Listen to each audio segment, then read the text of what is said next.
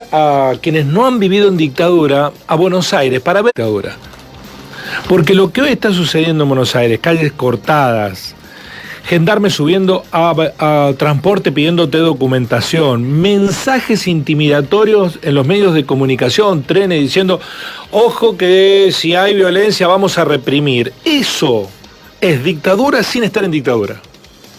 Así que es un interesante ejercicio para los jóvenes, para aquellos que creen que esta democracia se consiguió sin costos, puedan pasearse un rato, no necesariamente yendo a Buenos Aires, visualmente. Miren lo que están reflejando algunos medios de comunicación. Mientras tanto, adentro del Congreso, de un Parlamento, van a suceder cosas aún más parecidas a las que ocurrieron en dictadura.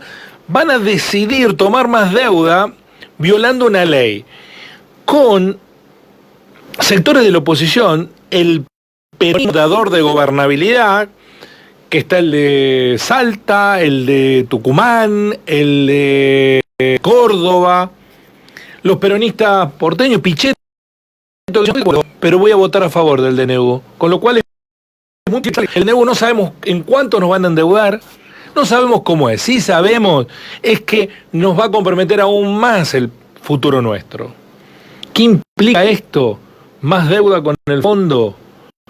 Macroeconómicamente hablando, se lo voy a preguntar a Jorge Hernández, docente de la Facultad de Ciencias Económicas de la Universidad Nacional de Río Cuarto. Samba, buen día, ¿cómo va?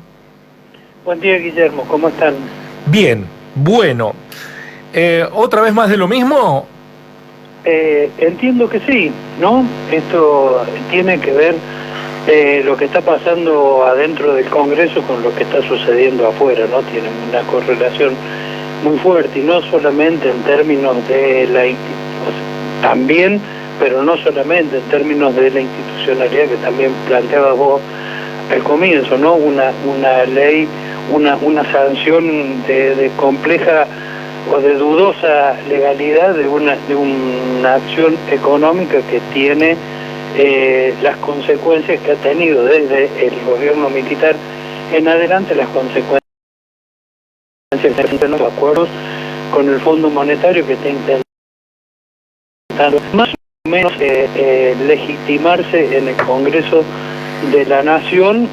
Tiene resultados que se expresan, ¿no?, en la manifestación que se está generando afuera, ¿no? Ha sido histórico que los programas con las clases, los trabajadores pasados, ¿no? Los jubilados han sido siempre, ¿sí?, siempre parte de la parte principal de los ajustados en el contexto de los programas con el Fondo Monetario Internacional. Esto tiene que ver con que en todos los países del mundo, el componente, uno de los componentes principales del gasto público es el gasto previsional, ¿no? Y entonces tienen dos virtudes ajustar a los jubilados desde el punto de vista macroeconómico. Por un lado, es un sector que representa una proporción importante del gasto, y por otro, en general, es el sector que tiene menos posibilidades o tiene menos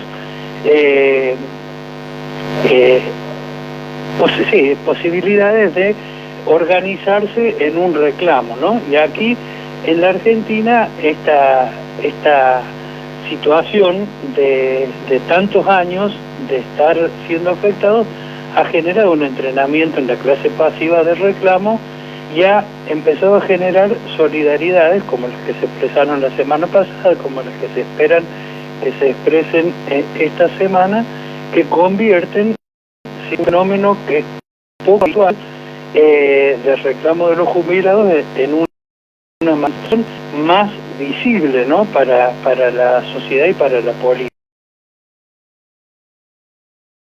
La visibilidad del problema es mucho más manifiesta, ¿no?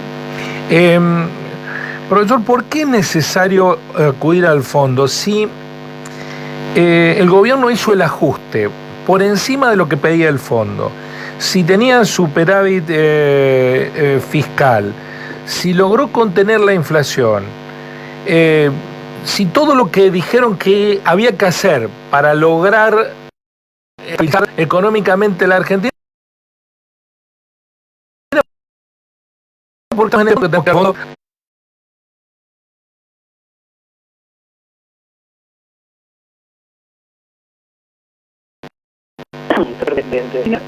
el gobierno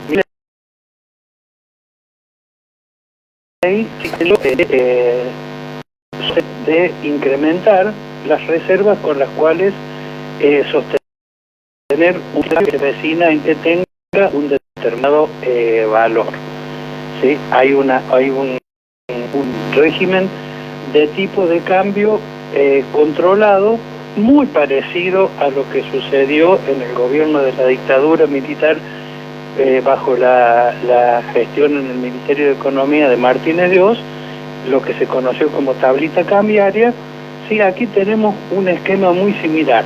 El gobierno dice cuánto va a ser el tipo de cambio, el valor del dólar a futuro, ¿no? Con esto que se conoce con una categoría que en inglés es muy elegante, el crawling peg, ¿sí? Esto es cuánto es la tasa de devaluación del tipo de cambio a futuro, ¿sí? Arranca el gobierno después de una devaluación del 118% el 13 de diciembre del 2023, que generó el descalabro inflacionario que licuó, ¿sí?, los sueldos estatales y las jubilaciones y pensiones, ¿sí?, por dos, el impacto que tuvo en los meses de inflación en los meses de diciembre y enero permitió una reducción del gasto público en términos reales muy importante, y después más o menos se fue manteniendo con crecimientos de los salarios y de las jubilaciones que más o menos mantuvieron el poder real, ¿sí?, y en algunos casos algo creció después de del tremendo impacto devaluatorio. Eso estamos teniendo con un 40% en términos reales menos. Esto es lo que, por donde se busca el equilibrio fiscal, el que se está expresando hoy en la plaza del Congreso, o el Congreso de la Nación, el que se expresó la semana pasada como muy visible y que viene expresándose desde con menor visibilidad desde diciembre, enero del año pasado. Decía por qué tiene que ir al Fondo Monetario. Esto generó, ¿no es cierto?, la devaluación inmediata generó una situación donde se esperaba que hubiera una corriente importante de dólares por exportaciones, por inversión en el país, y que se contuviera el flujo de las importaciones, ¿no? Esto no sucedió, sucedió relativamente. La Argentina tuvo en el periodo desde la asunción hasta la asunción de Milei hasta más o menos estos tiempos, un ingreso neto de 120.000, alrededor de 120.000 millones, que no se convirtieron en un incremento de reservas. La demanda por divisa sigue siendo extremadamente fuerte por diferentes motivos. Importación en estos tiempos de retraso cambiario,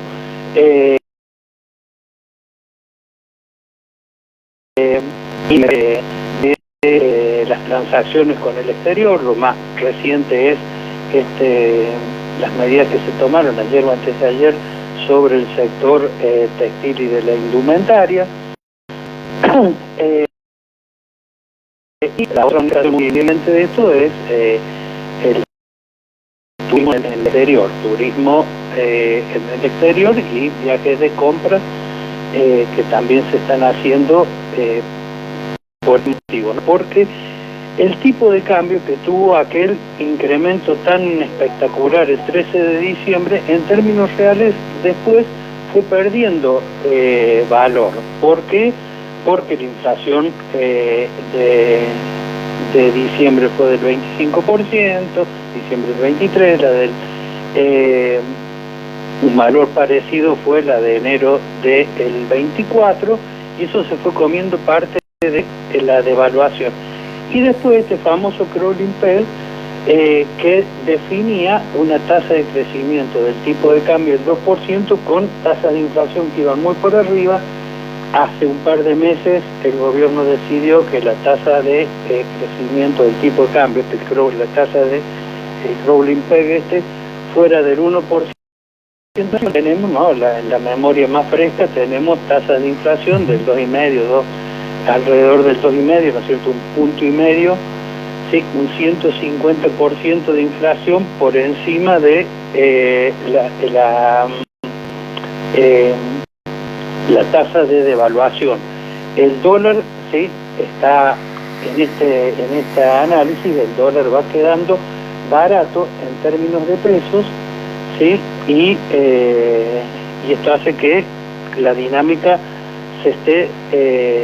la dinámica de la demanda esté compensando cualquier beneficio o ingreso que hubiera tenido de dólar en la Argentina. Jorge, ¿no? quiero preguntar, supuestamente están los números, no tengo la información concreta, pero estoy siguiendo lo que dicen los medios de Buenos Aires, para que haya un apoyo de la Cámara de Diputados al DNU para tomar creo que es el acuerdo número 23 con el Fondo Monetario. No se sabe, hay quórum, acaba de establecerse que hay quórum dentro del Congreso. Si tomamos, por ejemplo, no se sabe cómo va a ser el acuerdo, pero puede ser que te presten 10.000, 20 millones de dólares. ¿Qué garantía hay de que esto no vuelva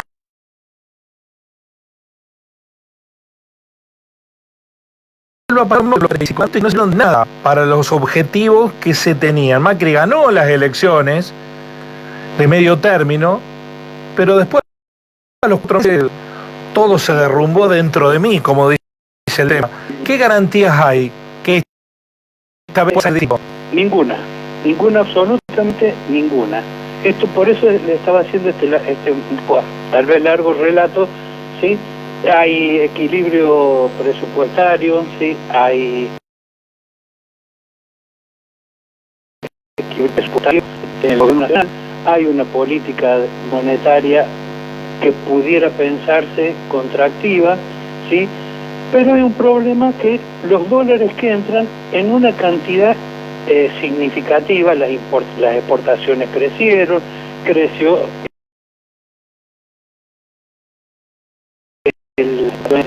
siempre fue una espada de Damocles que hubo hasta que Vaca Muerta más o menos se desarrolló. En Argentina, por cuestiones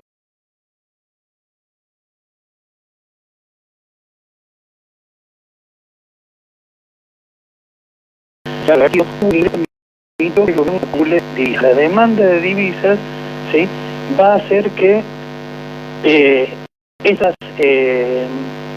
lo que el gobierno reciba por un incremento del endeudamiento a través del Fondo Monetario, yo no tengo ninguna duda de que va a ser absorbido por esta demanda creciente. Fundamentalmente con lo que está sucediendo es que está emergiendo señales de que la bicicleta financiera se está pinchando, ¿no? Cuando la bicicleta financiera se está pinchando, ¿sí? Va a haber una demanda adicional, ¿sí? Por los fondos que vinieron a participar de la bicicleta financiera, ¿no?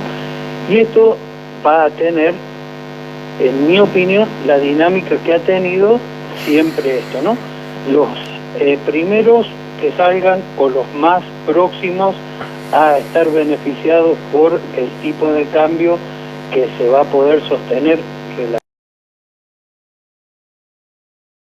relativamente bajo, serán los beneficiarios, ¿sí?, serán con una renta extraordinariamente alta, pero muy extraordinariamente alta, en dólares, y después vendrá inevitablemente una devaluación que va a tener de nuevo los efectos que las devaluaciones han tenido sobre los ingresos de los sectores menos favorecidos, ¿no? En estos procesos de endeudamiento con el Fondo Monetario siempre han terminado en un proceso de reducción de ingresos regresivos, ¿no? Hemos visto que aquí los sectores de menores recursos, en particular los asalariados, han perdido participación, notablemente participación en la producción que se genera, ¿no?, en el ingreso nacional. Esto ha sido una constante y yo no veo que haya ningún elemento que modifique la dinámica del endeudamiento en el corto y en el mediano plazo, ¿no? En el corto plazo el endeudamiento puede servir para que el tipo de cambio no se suba demasiado, que permita la salida de fondos que han venido a ser rentabilizados en esta bicicleta financiera tan extraordinariamente rentable, y que después vendrá inevitablemente las tensiones para una devaluación que se materializará y que traerá las consecuencias que siempre tiene. La pregunta es si la devaluación, si aguantará este gobierno la presión de el desarme del carry trade, que estábamos comentando al principio, antes de la elección, o le sucederá como a Macri, que ni siquiera, al gobierno de Macri, que ni siquiera el endeudamiento de 40 y pico miles de millones de dólares le alcanzó para evitar una devaluación que le hiciera perder la reelección, ¿no? Bueno, aparentemente ya están los votos, por lo que dicen los medios en Buenos Aires, para que consiga el cheque en blanco, porque no sabemos ni cómo es el acuerdo, ni el monto de dólares, ni nada, pero lo que acaba de describir es lo propio de un esquema Ponzi, ¿no? Los que sacan primero la plata son los que van a ganar y los otros terminarán estafados. Muchas gracias, Jorge, por este análisis tan necesario como repetido. Tan repetido, ¿no? Tan penosamente repetido. Sí. Gracias por ayudarnos a entender lo que pasa, muy amable. Que estén muy bien. El profesor Jorge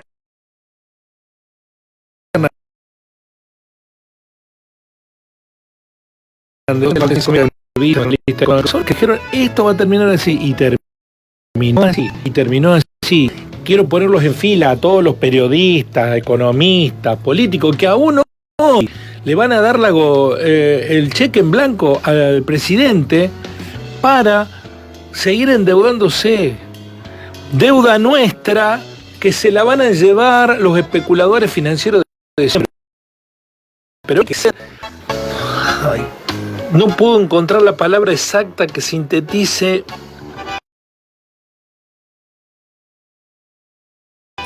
sea absolutamente para hacer lo que estamos haciendo. Como dice Residente en uno de sus temas, ya me lo decía mi padre, el que no quiere a su patria no quiere a la madre. Bueno, verdaderos hijos de su madre nos están volviendo a endeudar.